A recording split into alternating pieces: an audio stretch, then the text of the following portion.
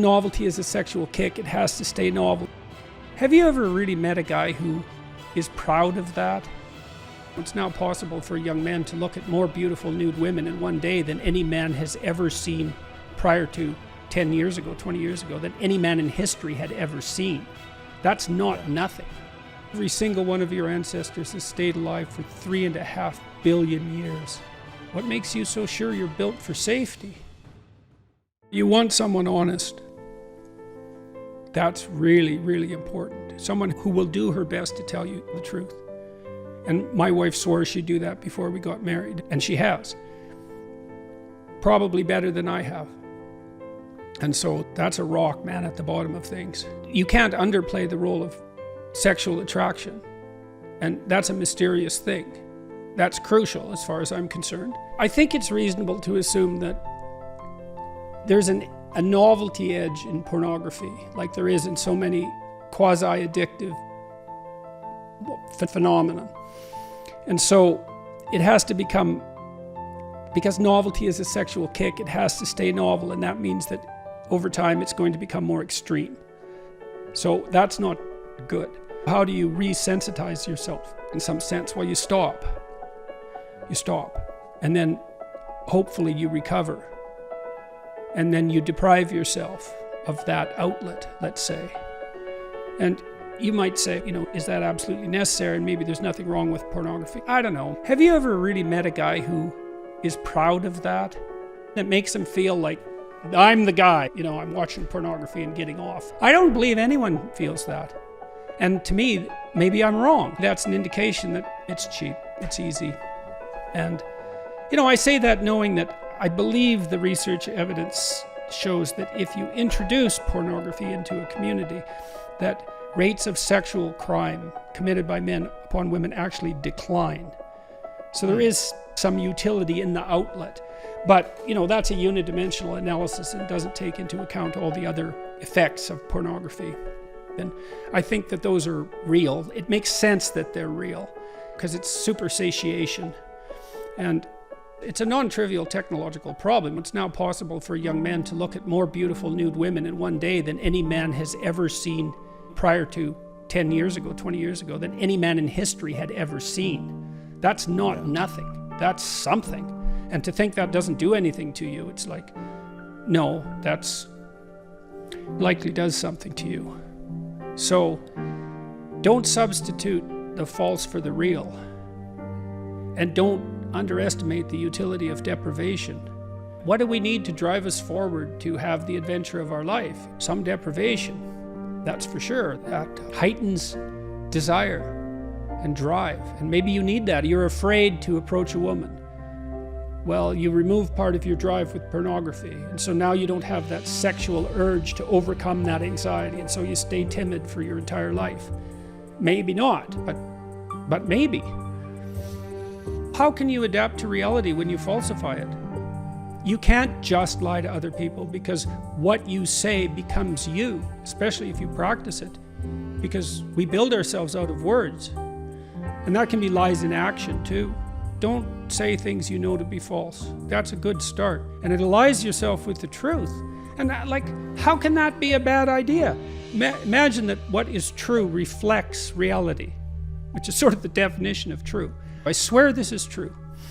In all of my clinical practice, I have never, ever seen anyone ever get away with anything even once. You think the chickens won't come home to roost. It's like, all that means is you're too stupid to see what your lies caused, or too blind or too self-deceptive. But if you can't get away with anything, ever, of course you can't get away with anything, because imagine that you took a flexible plastic comb and you bent it backwards and you say, well, I got away with that. It's like, well, what's going to happen when you let go? It's going to snap back and hit you in the face, and that's life. You warp the structure of reality? You think you are someone who can warp the structure of reality with your words and get away with it? Really? No, that should terrify you right to the core of your soul. Everything is right in your life. Everything is just the way you want it to be. That's how it is. If you find someone like that, great. But I've never seen anyone like that. And psychopaths, they have no conscience, they lie all the time. Well, how do they get away with it? They don't. They have to move because people figure out who they are and then they have to move on. And so you could say, well, that's getting away with it. No.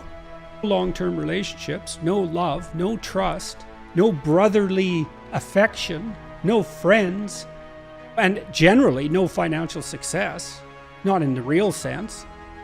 How is that getting away with it? And then you might say, well, I've got away with it so far. It's like, maybe you have, and maybe you're just too dim to see the consequences because you've blinded yourself, and God only knows who you could have been if you wouldn't have lied your way to where you are now. I've never seen it. And sometimes I'd work with someone to untangle what had happened to them over multiple years as things fell apart.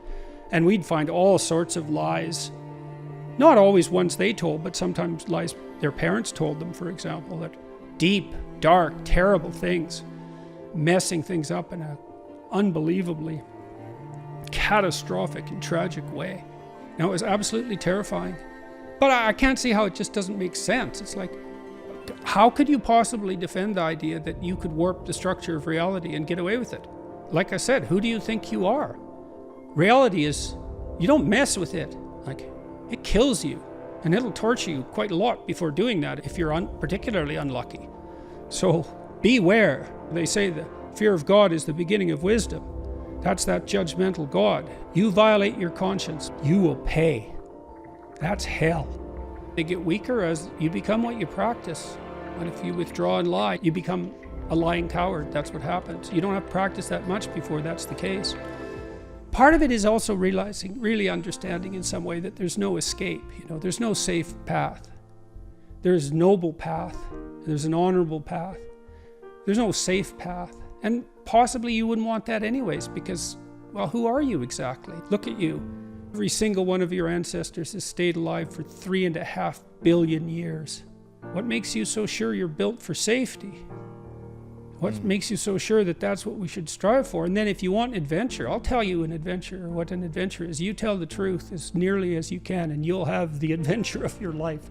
That isn't trying to fit in because you're naive or because you're too afraid to lie. That doesn't make you telling the truth if you're too afraid to lie. That's in a cowardly sort of way. There's a wise way of being too afraid to lie. I thought too, when I looked into atrocity deeply, and I looked into it for 15 years, meditated on the human capacity for atrocity. It was pretty awful, reading those stories of what happened in the Nazi concentration camps and what happened everywhere. And then trying to think about what you'd have to be like to do that, and then thinking it through. It's awful. I realized all that was tangled up with lies. And so that's part of this issue of male power. How do you keep male power noble and virtuous? With the truth. It's lies that turn competence into tyranny. So don't lie unless you want to be an incompetent tyrant. And you think that's easier. In some ways, I suppose, it's easier because you can slide into that, but existentially, it's hell. And hell has this weird quality because it feels like it's eternal.